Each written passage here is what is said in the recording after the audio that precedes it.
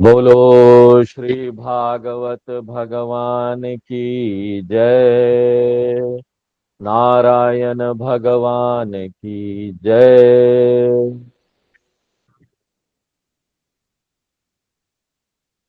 ओम सदाशिव समारंभा शंकराचार्य मध्यमा अस्मदाचार्य पर्यन्ताम् वंदे गुरु परंपराम्। ओम। तो भागवत में हम लोग छठे स्कंद में हैं। छठवां स्कंद में विषय जो है वो पोषण है, यानी भगवान की कृपा। तो जब जिस विषय के बारे में हमारे शास्त्र बात करते हैं तो उस विषय को बहुत महान बना देते हैं और बाकी चीजों को नीचे कर देते हैं। बहुत महान। ये देखो, हमारे शास्त्रों में ये टेक्निक है। भागवत में ये जो अभी कथा आने वाली है, अजामिल की कथा, उसको बताने से पहले हम आपको एक बैकग्राउंड देना चाहते हैं, शास्त्रों का बैकग्राउंड। इसको नहीं निंदा न्याय बोलते हैं। जब भी कोई चीज के बारे में बताना हो, किसी साधना के बारे में, एक साधना के बारे में, तो उसको इतना महान बताओ कि लोग ना आविर्भाव होकर, अभिभूत होकर, एकाग्र होकर उस साधना को कर ले। और ऐसा अगर करेंगे तो एक व्यक्ति छूट जाएगा। मनोवैज्ञानिक ढंग से हमारे शास्त्र उसके मन में ये सारी बातें डालते हैं।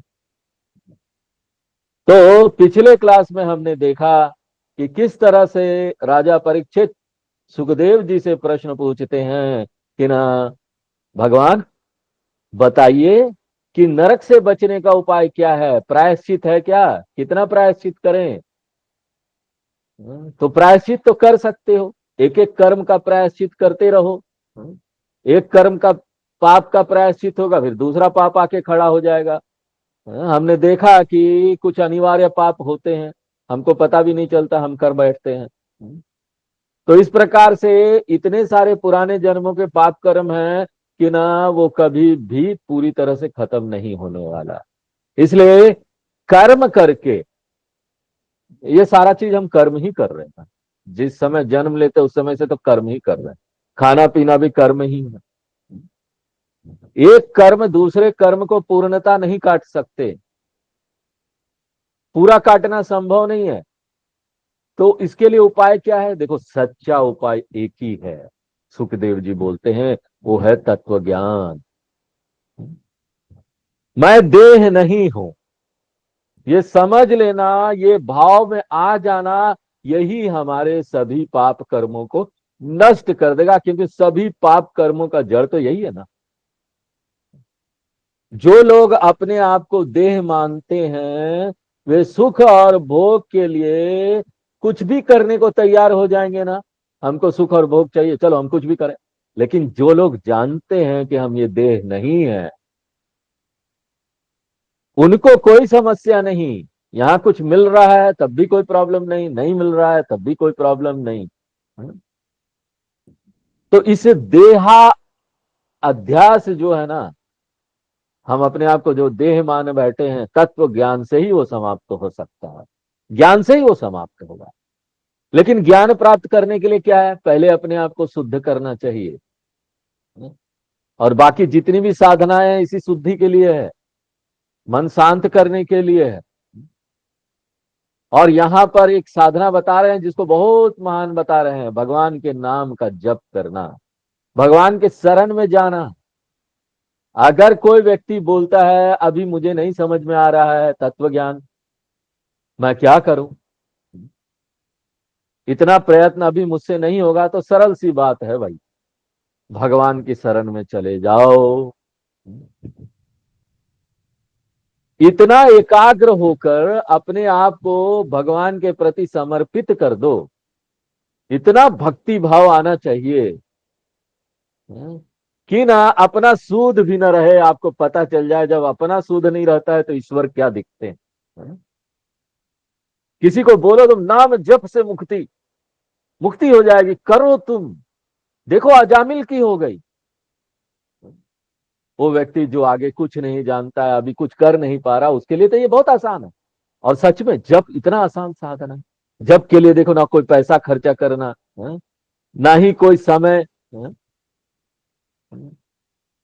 जब भी चलते चलते जप कर लो, हाँ, खाते पीते, यहाँ पर तो मंत्र पढ़ते हैं, हाँ? हमारे संस्कार में खाना बनाते समय भी भगवान का भजन मंत्र चल रहा है, भगवान का स्मरण जप चल रहा है, तो कर लो। इसके लिए क्या करना, कोई मेहनत भी नहीं है ज्यादा। लेकिन इसका मतलब नहीं ना इसका वैल्यू कम है। नहीं स्वामी जी, कोई ज्यादा मेहनत नहीं है तो वैल्यू कम हो जाएगा। हम कोई तपस्या करेंगे तब करेंगे और दूसरी साधना करेंगे तो उसमें ज्यादा वैल्यू है। सारे साधना बराबर है, डिपेंड करता है हम कितना एकाग्र होकर उस साधना को कर रहे हैं, कितनी एकाग्रता है हमारे मन में, हाँ? कितना डूब कर उसको कर रहे हैं, उसके प्रति हमारे जीवन में कितना मूल्य है। मूल्य होगा तभी तो हम डूब कर करेंगे ना। और अजामिल जैसी कथा हमारे मन में इतना घुरघुरा के इसको भर देती है, भक्ति को भगवान के प्रति, कि बस नाम ले लो तो तुम छूट जाओगे, हाँ? सारे पाप से मुक्त हो जाओगे, सब पाप खत्म हो जाएंगे, भगवान के नाम का आश्रय ले लो, हाँ? यहां तक कि बोल देते हैं कि आगे कुछ नहीं करना पड़ेगा, हाँ? आगे कुछ नहीं करना पड़ेगा, भगवान के नाम से मुक्ति हो जाएगा, मतलब इतना डूब कर भगवान का नाम लो ना कि ज्ञान प्राप्त करने में कोई मेहनत ही ना हो, ऐसा लगेगा कि कुछ करना ही नहीं पड़ा। ज्ञान के बिना तो मुक्ति नहीं है, ये बात तो वेद व्यास जी खुद ही बोलते हैं। ब्रह्म सूत्र लिखा उन्होंने, गीता लिखा, जिन्होंने इसको लिखा है इस ग्रंथ को, वो खुद ही ब्रह्म सूत्र में स्थापित कर देते हैं कि ज्ञान के बिना मुक्ति नहीं संभव है, तत्व ज्ञान के बिना। और उसके बाद यहां पर भी बोलते हैं, हाँ? अजामिल की कथा आने से पहले श्लोक में बोल देते हैं, उससे पहले, हाँ? कि ना तत्व ज्ञान से ही मुक्ति है। अंतिम जो कर्मों का, सभी कर्मों का नाश होगा, जो सच्चा प्रयासित है वो तत्व ज्ञान है, सच्चा प्रयासित, हाँ? अगर करना है तो तत्व ज्ञान। तो समाज में ये भ्रम फैलाना कि नाम जप से मुक्ति हो जाएगी, नाम जप ले लिया मुक्ति हो गई, हाँ? ये सही नहीं है। लोगों में ये बहुत गलत धारणा और भ्रम फैला हुआ है। जो लोग भागवत की सही तरीके से व्याख्या करते हैं वो देखेंगे, पढ़ेंगे, समझेंगे, तो उनको ये बात समझ में आ जाएगी कि अजामिल की मुक्ति कैसे हुई। हम्म? यहीं पर लिखा हुआ है, और जो लिख रहे हैं वो उन्हीं लोगों ने स्थापित किया है, हमारी बोली तो है नहीं।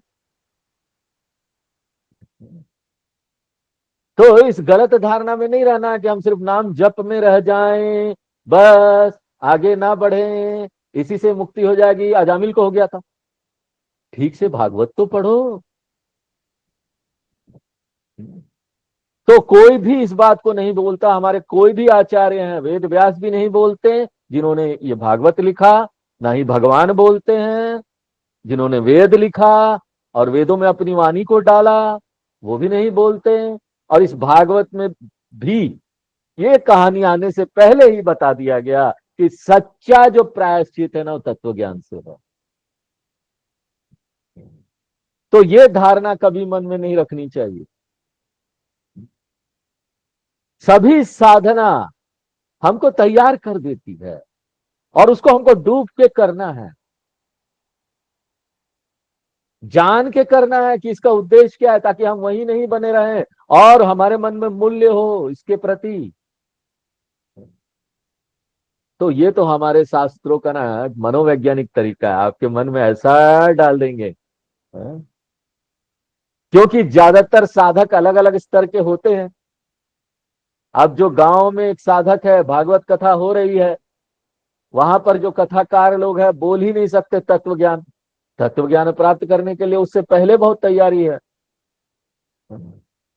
इसलिए जब वो देखते हैं कि यहाँ पर जो सुनने वाले लोग कैसे हैं, हमारे शास्त्रों में नियम है, अधिकारी भेद से उपदेश भेद। जैसा अधिकारी होता है वैसा उपदेश देना चाहिए, उस स्तर का उपदेश देना चाहिए। तब वो लोग वहां बोल देते हैं अजामिल को मुक्ति हो गई, नाम जप करो ना तुम्हारी भी मुक्ति होगी। तत्व ज्ञान नहीं बताते, क्यों?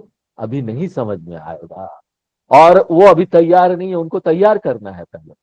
जिस दिन वो डूब कर नाम जप करेंगे और नाम जप करते ही समझ में आ जाएगा भक्ति क्या है।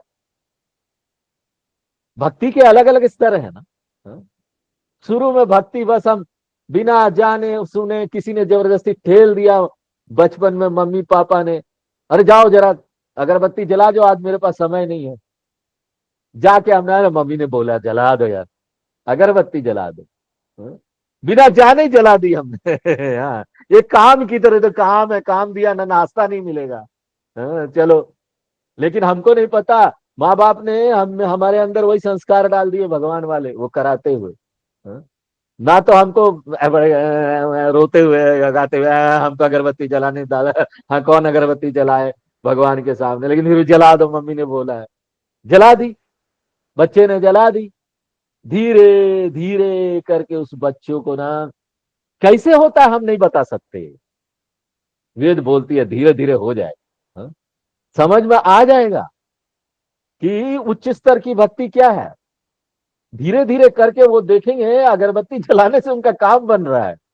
हाँ, तो जब भी समस्या आएगी अगरबत्ती जलाएंगे, देखो समस्या दूर हो जाती ना। आर्त भक्त, आर्त भक्त सबसे नीचे कैटेगरी का भक्त होता है, वो होता ही भक्त है, भक्त वो भी है ना। वो भगवान का नाम लेगा, भगवान का जप करेगा, क्योंकि उसको परेशानी आ गई, चलो परेशानी से छुटकारा प्राप्त करना है, भगवान शक्तिशाली, हम उससे छुटकारा प्राप्त कर। उसके बाद अर्थार्थी बनेगा, वो देखेगा अरे भगवान जब मुसीबत से छुटकारा निकाल देते हैं तो भगवान बाकी चीज भी तो हमको दे सकते हैं, इसलिए सभी चीज में भगवान के पास जाएगा। भगवान मेरा बिजनेस में इतना प्रॉफिट हो जाए, भगवान मेरी बेटी की शादी हो जाए, भगवान मेरे बेटे की नौकरी लग जाए, हर चीज में जाएगा भगवान। तो उसको क्या बोलेंगे? अर्थार्थी। भगवान से कुछ ना कुछ चाहिए। ऐसा करते करते भक्ति में और आगे बढ़ेगा, और भक्ति में आगे बढ़ते बढ़ते बढ़ते वो पहुंचे कहाँ? जिज्ञासु भक्त। वो सोचेगा इतने दिन से हम जिससे मांग रहे हैं वो है कौन, अभी तक तो उसको समझे ही नहीं, वो क्या बोलता है हमको करने वो भी नहीं जानते हैं। हैं? शास्त्रों का अध्ययन करो, समझ में आएगा। गीता सुनो, भगवान क्या बोल रहे हैं, कौन है भगवान, ये जगत क्या है, ईश्वर क्या है। हैं? ये सारी बातें समझ में आएगी, तो जिज्ञासु भक्त बन जाएंगे हम। और जिज्ञासु भक्त के बाद भगवान बोलते सबसे ऊंची कैटेगरी का जो भक्त है ना, वो ज्ञानी भक्त। ज्ञानी च भरतर सभा, एक भक्तिर विशिष्यते, क्योंकि ज्ञानी और मुझ में कोई अंतर नहीं होता। ऐसा भक्त हो जाना चाहिए, तो भक्ति की ये शुरुआत है। कोई भी साधना लो, सभी साधना बहुत शक्तिशाली है, लेकिन यहां पर हम देखेंगे कि नाम जप कितना सुंदर है, कितना आसान है, लेकिन उसका वैल्यू कितना है, कितनी चीजें हो जाती, इससे एक चीज से कितनी सारी चीजें हो जाएगी। तो आइए हम लोग अजामिल की इस बात को ध्यान में रखते हुए हम लोग अजामिल की कथा में चलते हैं। कान्या कुब्ज देश में एक ब्राह्मण था, वो बहुत अच्छा आदमी, ब्राह्मण था, बचपन से वेद पढ़ा, वेद पढ़ता था, पढ़ाता भी था, पूजा पाठ भी करता था, सब कुछ करता था। लेकिन एक बार उसने एक जंगल में एक ऐसे ही खराब व्यक्ति को, गंदा व्यक्ति होता है उसको ना, एक वैश्या के साथ प्रणय लीला करते हुए देख लिया। दोनों शराब पिए हुए थे, एक दूसरे के गले में पड़े हुए थे, और ऐसी अवस्था में देखकर ब्राह्मण का भी मन खराब हो गया, बिगड़ गया। वो अपने मन को बहुत समझाने लगा, नहीं नहीं ये सब हमको नहीं देखना चाहिए, है? नहीं देखना चाहिए ये सब नहीं, मैं एक ब्राह्मण हूँ, वेद पढ़ता हूँ, पढ़ाता हूँ, लेकिन ये इतना खींचने वाला, कामना इतनी खतरनाक होती है ना, कि उसका मन माने ही ना। हैं? घर में इतनी अच्छी पत्नी थी, बड़ी अच्छी थी वो, परंतु मन माने ही ना। अब वो उस स्त्री का ध्यान करने लगा। अब जब उससे नहीं रहा गया तो वैश्या के पास जाने लगा, शराब पीने लगा, उसको धन देने लगा, अपनी पत्नी को घर से निकाल दिया और उस वैश्या को घर ले गया और तरह तरह के पाप कर्म करने लगा। संध्या वंदनम भी छोड़ दिया, महापापी बन गया। अब उसका नाम था अजामिल। अजामिल मतलब समझते हैं? अजामिल शब्द का अर्थ हमको पहले समझ लेना चाहिए। अजामिल शब्द का दो प्रकार से संधि विच्छेद हो सकता है। एक है अजा जोड़ मिल। अजा ये प्रकृति का नाम है, माया का नाम है। जो माया के साथ मिल गया, अजा मिल, उसको अजामिल कहते हैं। भौतिकवादी जीवन माया के साथ मिल गया। और दूसरी तरीके से देखे तो अज प्लस अमिल। अज यानी जो अजन्मा है, जो परमात्मा है। अमिल यानी नहीं मिला उससे। परमात्मा से जो नहीं मिलता उसको अजामिल बोलते हैं। माया से मिला हुआ व्यक्ति है, उसको अजामिल बोलते हैं। तो हम देखेंगे कि ऐसे सारे लोग जो है ना वो अजामिल है। ज्यादातर लोग तो आकर्षित है इस दुनिया से, विरले लोग होते हैं भक्त बन जाते हैं भगवान का।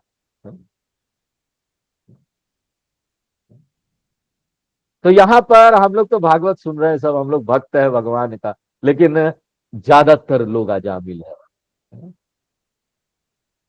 क्योंकि देखो, अगर हमको जुनून की हद तक कोई चीज चाहिए ना इस संसार में, वो ईमानदारी से तो नहीं हो सकता। अचानक और बहुत ज्यादा आपको पैसा कमाना है, वो ईमानदारी से तो नहीं हो सकता। भ्रष्टाचार करेंगे, एक दिन भ्रष्टाचार से भी काम नहीं रहेगा तो दूसरों की हत्या करने लगेंगे। और जब हमारे घर में जो चीज है उससे हमको मनोरंजन, भोग हमारा पूरा नहीं होगा तो हम बाहर जाएंगे, दूसरे दूसरे भोग करेंगे, गंदे काम करेंगे। तो लोभ सब करा देती है।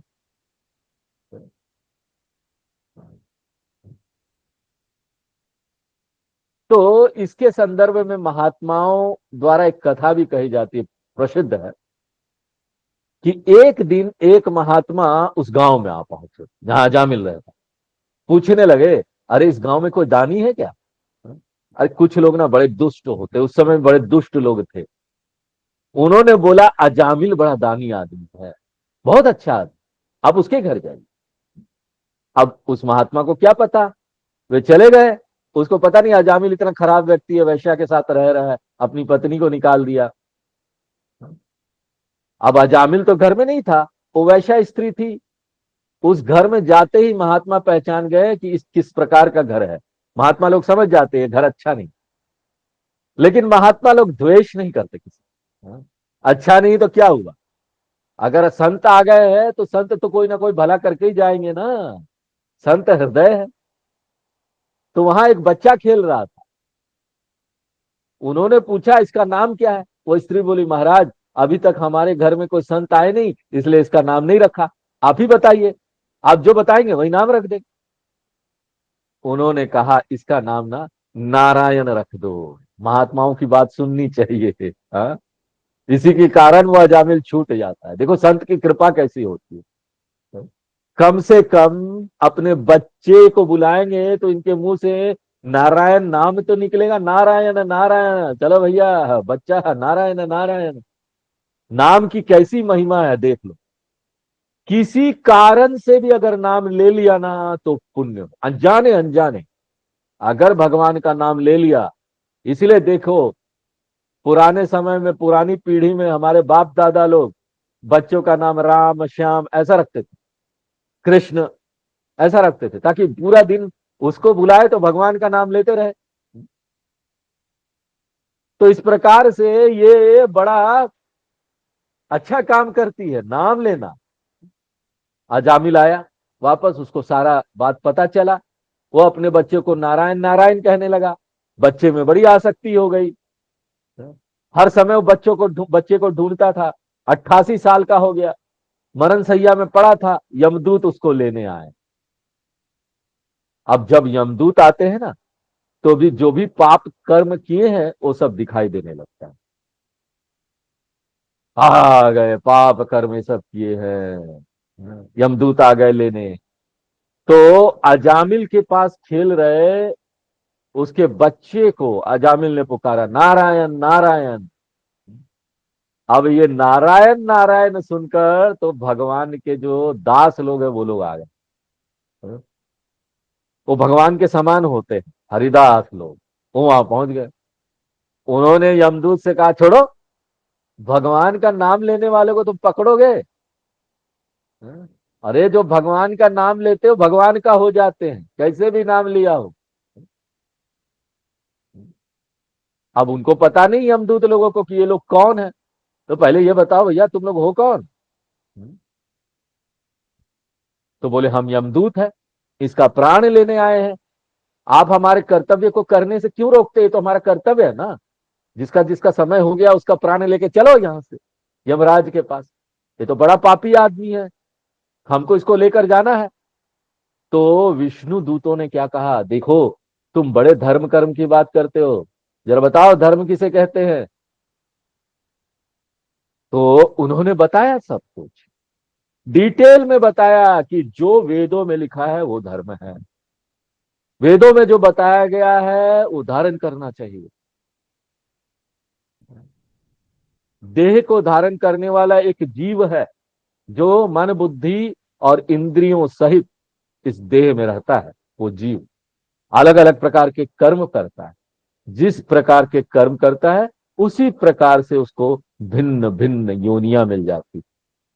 अपने कर्मों के अनुरूप उसको फल भोगना पड़ता है। और ये जो आदमी है ये तो पढ़ा लिखा ज्ञानी था। यहां ज्ञानी का क्या अर्थ है? जो वेदों को पढ़ा है, जानता है क्या करना चाहिए क्या नहीं करना चाहिए। यहां ज्ञानी का अर्थ तत्व ज्ञानी नहीं। गलत संगत में पढ़कर वो पापी हो गया।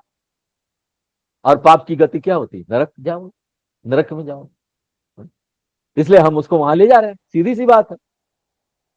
वेद में जो धर्म पालन बताया गया है हम उसके कारण उसको ले जा रहे हैं।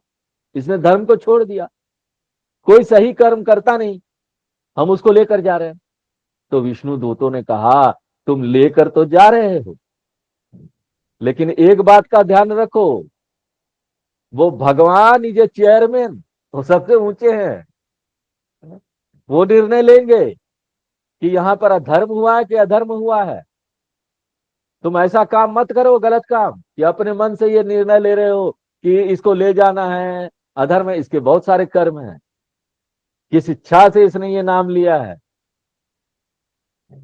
इसलिए ऐसा गलत काम तुम लोग यमदूतों लोग मत करो। अब यमदूत लोग चकरा गए, सोच में पड़ गए। वो बोले, आप किस धर्म की बात कर रहे हो? हमको तो यहाँ वेद ही संविधान है, वेद के अनुसार देखते हैं इसने अच्छे कर्म किए कि नहीं किए। और वेद अपने आप थोड़ी ना चलता है, वेद को चलाने वाले भी तो भगवान है, और कर्म फल दाता है। उपदेश सार हम लोगों ने पढ़ा, उपदेश सार में हम लोगों ने क्या देखा था? वहां भगवान शिव यक्ष बनकर आते हैं, और वो जो कर्मकांडी ब्राह्मण लोग थे ना इतना सुंदर वो बन जाते हैं स्त्री, इतना चमकदार, कि वो जो कर्म करने वाले कर्मकांडी यज्ञ हवन करने वाले ब्राह्मण लोग थे ना, मोहित हो जाते देखो। वो बोलते इनको सबक सिखाया जाए, क्योंकि वो कर्मकांडी ब्राह्मण थे, वेद को वो भी मानते थे। लेकिन वो कर्मकांडी ब्राह्मण क्या थे? वो बोलते थे कोई भगवान है नहीं, क्या जरूरत है, कर्मकांड करो, कर्म करो, अच्छे कर्म कर लो और उसका पुण्य मिलेगा और हमारा काम चलता रहेगा। अरे बिना भगवान के पुण्य फल कौन देगा? कोई तो जज होना चाहिए ना, जो कर्म फल दाता होना चाहिए ना। इसलिए वहां पर रमण महर्षि जी उपदेश सार में इस बात को स्थापित कर देते कि कर्म फल दाता भगवान है, एक जज है, एक बुद्धिमान सत्ता है, बिना भगवान के हम ये नहीं कर सकते।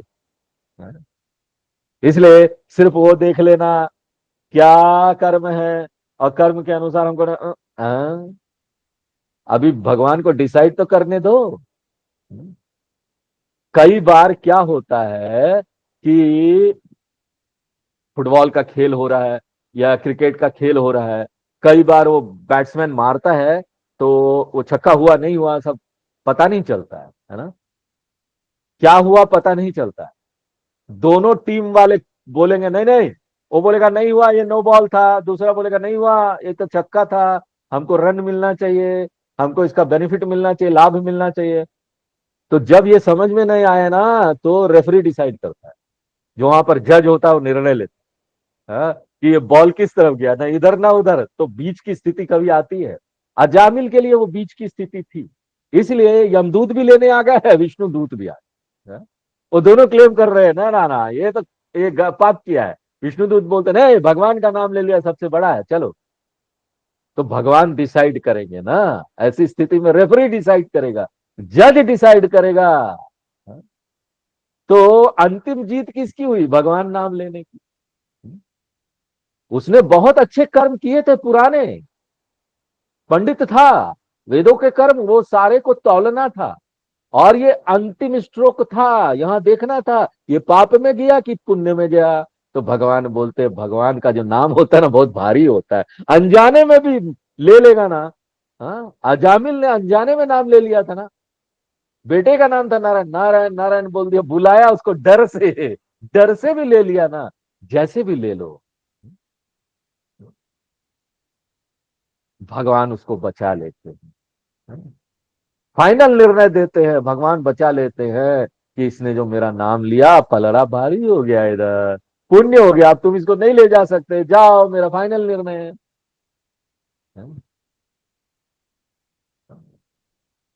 अब ये बात उसने देख ली, उस ब्राह्मण को ये दिख गया कि ना वो क्या क्या गलत काम किया था, क्योंकि उसको सब सुनाई दिया जो यमदूतों ने बोला कि ये गलत, ये सारा काम किया था, वेदों के अनुरूप नहीं किया। तो वेद तो वो जानता था, लेकिन बार बार कोई बताए ना, साधु संत, हाँ, वहां पर यमदूत उसको बताते हैं, तो उसको बड़ा पछतावा हुआ। उसने देखा भगवान का नाम लेने से वो बच गया, हरिदास लोग बचा गए उसको, धिक्कार किया अपने आप को, धिक्कार है मुझे जो मैंने ऐसा गलत काम किया, उसी दिन से वो परिवर्तित हो गया। और फिर काशी में जाकर वहां पर बैठकर खूब भगवान का नाम लिया, अध्ययन किया शास्त्रों का, हाँ, और ज्ञान प्राप्त किया और मुक्त हो गया। अजामिल की यह कथा बड़ा प्रसिद्ध है। इतने सारे यमदूत यमराज के पास पहुंचे, वो लोग चले गए यमराज के पास, उनसे प्रश्न पूछा यमराज से, महाराज आप बताइए, जगत में कितने यमराज हैं, कितने शासक है, आप ही है ना, या कोई और भी है जो दंड देता है गलत काम का? हमें तो लगा आप ही सिर्फ दंड देते हो, आपको कोई पूछने वाला नहीं है, आप सर्वोपरि हो। यदि आपके अतिरिक्त और कोई शासक हो जाएंगे, तो फिर कोई नियम नहीं रह जाएगा, एक दंड देगा, दूसरा क्षमा कर देगा। भगवान ने उसको क्षमा कर दिया, आप दंड देने के लिए हमको भेजे थे, वहां पर हरिदास लोग आ गए, वो बोलते इसको क्षमा करो, भगवान का नाम लिया है। तो बताइए संसार में क्या व्यवस्था रहेगी? एक दंड दे रहा जा रहा है, दूसरा क्षमा कर रहा है, ये बात समझ में नहीं आई। तब यमराज ने पूछा क्यों, क्या हो गया? बोले हमको भगा दिया गया, आपने भेजा था जामिल को लाने के लिए, लेकिन जब हमने उसको पकड़ा तो वो नारायण नारायण बोलने लगा। तब कहां, पता नहीं कहां से सुंदर चतुर्भुज व्यक्ति लोग आ गए और हमको रोक दिया, नहीं ले जा सकते हो, नारायण नारायण बोला है। अब धर्मराज तो भगवान के भक्त है ना, भगवान ने उनको ये काम दिया है ना। अब देखो यमराज कैसे है, जैसे हमारे प्रधानमंत्री, प्रधानमंत्री के पास सब पावर होता है ना, वो लेकिन पोर्टफोलियो बांटते हैं ना, फाइनेंस का पोर्टफोलियो किसी और को दिया, हाँ? डिफेंस का पोर्टफोलियो किसी और को दिया। उसी प्रकार से कर्म और पाप पुण्य का लेखा जोखा रखने के लिए, हाँ, किसको लाना किसको नहीं लाना है, उसको यमराज के लिए यमराज को रखा है। लेकिन फाइनल फाइनल निर्णय तो प्रधानमंत्री का होता है ना, ये बात यमराज समझ गए, उनको इस बात का कोई घमंड नहीं था। समझ में आ गया, अरे जो भगवान ने ही हमको ये काम दिया है, जो भगवान का नाम लेगा तो छूट ही जाएगा। बोलते हैं जो भगवान का नाम लेता है ना, वो मेरे ऊपर उसका वश नहीं चलता, यमराज बोलते हैं। इसलिए जो भगवान का नाम लेना, तुम लोग उसके सामने मत जाना, यमदूत लोग, हाँ? और जिसकी जीभ कभी भगवान का नाम नहीं लेती, जिनका मन कभी भगवान का स्मरण नहीं करता, जिनका मस्तक एक बार भी भगवान श्री कृष्ण के सामने नहीं झुकता ना, ऐसे लोगों को तुम पकड़ के ले आओ। शेष लोग परम धर्म का पालन करने वाले हैं। भगवान को छोड़कर अगर हम सिर्फ कर्तव्य करते रहे ना, तो उसमें बड़ा गड़बड़ है, सिर्फ कर्मकांड करते रहो, भगवान का नाम मत लो, भगवान को मत रखो अपने जीवन में। एक न एक दिन हमसे गलती हो जाएगी, क्योंकि हमको पहुंचना उसी भगवान के पास है, ये कर्म को करते हुए। इसलिए शुरू से ही उस कर्म को भगवान से जोड़ देते हैं हमारे शास्त्र। कर्म योग, बिना भगवान के कर्म योग नहीं हो सकता। आप रोज जो कर्म करते हो बिना भगवान को सम्मिलित किए नहीं हो सकता। वो वर्क इज वर्शिप, सब लोग बोलते हैं। इसमें एक बात हमको याद आ जाती है। हाँ, हम जब जॉब करते थे, तो हमारे जो बॉस थे, एक बार बहुत सत्संग में जाते रहते थे हम, संतों के पीछे, स्वामियों के पीछे पड़े ही रहते। जैसा संग रखोगे वैसा हो जाएगा। तो हमको जब छुट्टी मिलती थी तो हम उसी तरफ जाते थे, किसी स्वामी के पास, किसी सत्संग में। तो एक बार एक यहाँ पर स्वामी जी आए, अब हमको लेनी थी छुट्टी। तो हमारे बॉस को हमने सच बता दिया कि स्वामी जी आए हैं। हाँ, अब वहां पर हम लोग तो सच क्या, आध्यात्मिक व्यक्ति को झूठ नहीं बोलना चाहिए ना। एकदम था हमारे मन में ये बात थी कि वो छुट्टी लेंगे तो सच बोल के ही लेंगे, झूठ बोल के नहीं ले। हाँ? तो हमने उनको बोला कि हमारे स्वामी जी आए हैं, हमको 2 दिन की छुट्टी दे दीजिए। तो बॉस ने बोला, इतना सारा यहाँ काम है, तुम भगवान का क्या नाम लेने जा रहे हो? वर्क इज वर्शिप, काम करो। तो हमने मन ही मन सोचा, किसी तरह उनको मना लिया छुट्टी के लिए। हाँ, तो छुट्टी तो मिल गई। हाँ, तो हमने मन ही मन सोचा, ये बोल तो देते वर्क इज वर्शिप, लेकिन कौन बताएगा हाउ वर्क इज वर्शिप? जब तक हम संतों के पास नहीं जाएंगे, सत्संग को नहीं सुनेंगे, कैसे पता चलेगा वर्क इज वर्शिप? गीता नहीं पढ़ते तो हमको कभी पता नहीं चलता कि वर्क इज वर्शिप कैसे है। वर्शिप मीन्स भगवान आ गया ना। बिना भगवान के आप काम किए जा रहे हो छोड़ के। हाँ? वो काम आपको गलत जगह ले जाएगा, आपको कभी शांति भी नहीं देगा। Hard work, you do hard work is required, लेकिन उसके साथ साथ उसमें भगवान को सम्मिलित करो। भगवान को सम्मिलित करोगे, पूजा तभी होता है जब ना हम ये जानते हैं कि जो भी हम कर्म कर रहे हैं भगवान को अर्पण करके करें, कि भगवान ये हम आपके लिए कर रहे हैं। देखो, किसी और के लिए करोगे तो अच्छे से नहीं करोगे। हम जब घर में काम करते हैं तो अभी हम सोचते ना, अरे हमने पत्नी के लिए कर रहे हैं अपन। हम, और पति सोचता पति सोचता है कि पत्नी के लिए कर रहा है, पत्नी सोचता पति के लिए कर रही, बेटा सोचता बाप के लिए कर रहा है, माँ सोचती है बेटे के लिए कर रहे हैं। इस प्रकार से घर परिवार में लोग सोचते हैं हम दूसरों के लिए कर रहे हैं, उसके लिए कर रहे हैं ताकि उसका काम बन जाए। ऐसा सोचकर कोई काम नहीं करना चाहिए। अगर करेंगे ना तो वो पूजा नहीं, वो पूजा नहीं है। हम काम किसी के लिए नहीं कर रहे हैं, हम उस काम को अच्छा से इसलिए कर रहे हैं कि वो भगवान का काम है। इसको बोलते हैं अर्पण कर दिया, अपना हृदय अर्पण कर दिया, सारे काम अर्पण कर दिए भगवान को, सब कुछ उन्हीं का है। तो हम किसी के लिए और क्या कर रहे हैं? और जब उनके लिए कर रहे हैं तो हमको कोई भी काम ना जैसे तैसे नहीं करना चाहिए, बहुत ईमानदारी, बहुत मेहनत से करेंगे हम। उसमें एक दिव्यता आ जाएगी काम में, जो अभी नहीं था दिव्यता, वो दिव्यता आ जाएगी। ऐसा सुंदर हो जाएगा वो काम, भगवान का काम है। 100% हम हृदय देकर करेंगे, क्योंकि भगवान हमारे लिए सब कुछ है, हम तो उनकी पूजा करते हैं। कैसे हम उनको जैसे तैसे काम करके अर्पण करेंगे? कर सकते हैं अर्पण क्या? नहीं नहीं स्वामी जी, मार्केट में मिलता है पूजा में चढ़ाने वाला नारियल 5 रुपया का और खाने वाला नारियल 30 रुपया का, कौन सा चाहिए? नहीं नहीं भैया, पूजा में चढ़ाने वाला नारियल दो, सड़ा सुड़ू होता है वो, अंदर से सड़ा हुआ होता है। चढ़ा दो जाके। नारियल चढ़ा दिया, भगवान भी देख रहा है, अच्छा सड़ा चीज आया है, बड़ा चालाक बन रहे हो, कल को तुमको भी सड़ा चीज ही मिल जाएगा। कर्म करोगे सड़ा चीज मिल। तो हम ऐसा पूजा करेंगे। और जब हम देखते हैं कि ना कि ये कर्म भगवान के लिए हो रहा है, तो हम एक एक चीज देखेंगे, इस हर चीज सही तरीके से हो रहा है, अवेयर होकर करेंगे उस कर्म को, पूरा अपना 100% वर्तमान में रहकर करेंगे। और दूसरी बात है कि ये नहीं एक्सपेक्ट करेंगे, अपेक्षा नहीं करेंगे कि जो हमने सोचा वो फल आना ही आना चाहिए। नहीं तो हम मर जाएंगे, लेकिन हम उसको चाहेंगे, हमारा फल है, हमने ये कर्म किया हमको मिलेगा ही। फल छोड़ दो, भगवान का काम डिसाइड कर लो, ये फल चाहिए, उसके अनुरूप काम करो, प्लानिंग कर लो। प्लानिंग कर लो कि हमको ये चाहिए, ये गोल है हमारा, उसके अनुरूप अगर हमको आईएएस बनना है तो हम आईएएस की तैयारी के लिए खूब मेहनत करेंगे, पढ़ेंगे।